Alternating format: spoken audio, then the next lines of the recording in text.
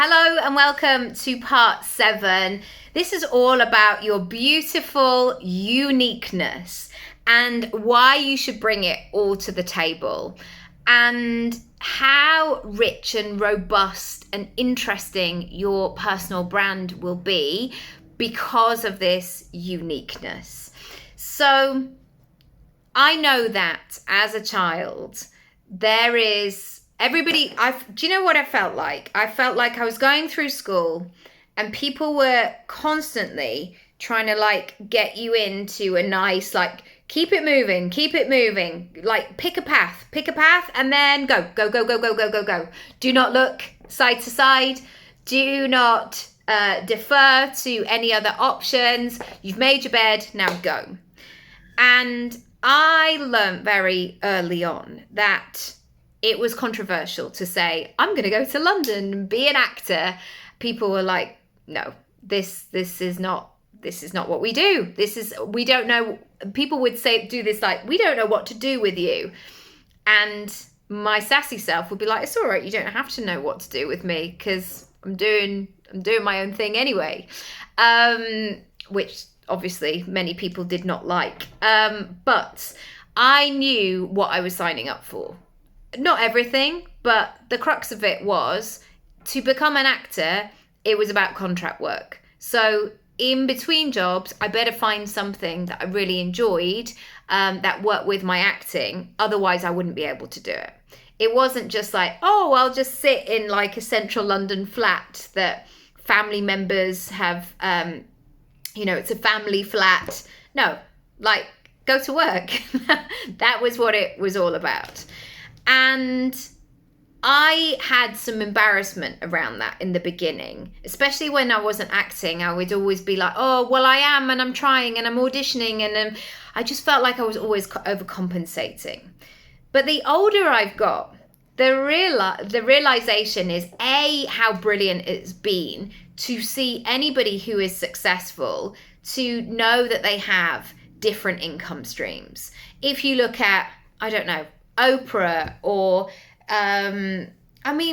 so many people that you look at, they have fingers in lots of pies. Whether or not they publicly share this, they do.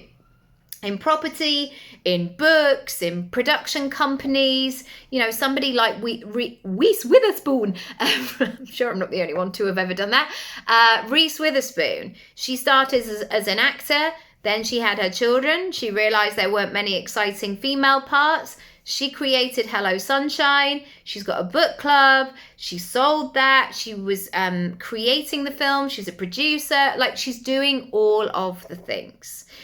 And this is my invitation to you today in terms of your uniqueness, not to limit yourself, because so many people will want you to do that because it makes much more sense for people. They're like, oh, okay, now I get you. Now I can safely identify what this is.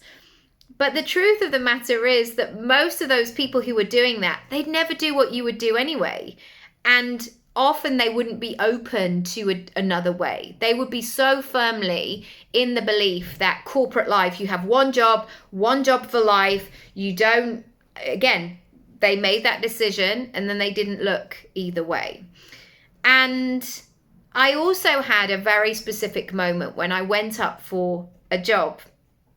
And you might laugh when I tell you what the job was because it's so far removed from who I was. But now it makes sense why I got the audition and then when I got the job as well. I was hired to be an astrophysicist. And yeah, it shocked me as much as anybody else because I have single science degree, not degree, GCSE, and I got a C, but I was close to the wire with that because I just wanted to do other things. My uniqueness meant my skill set lay in other places. But for this advert, I had to go in and they said, you actually don't need to talk a lot about science, but you need to be able to hold this space. And we filmed it in this incredible space in Mayfair. And there was audience all around.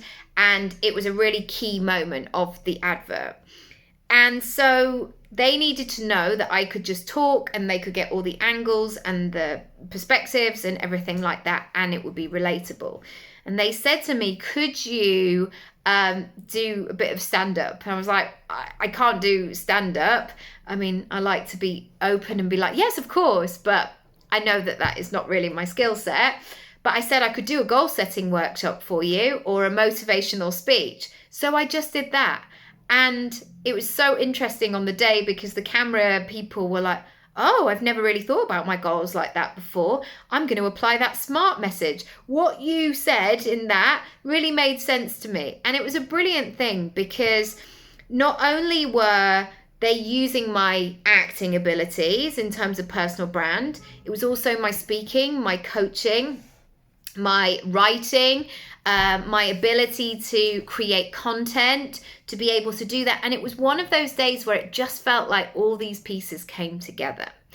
So in a world where people are getting cancelled and people feel like they have to dilute themselves all the time, please don't assume that that is the case for you.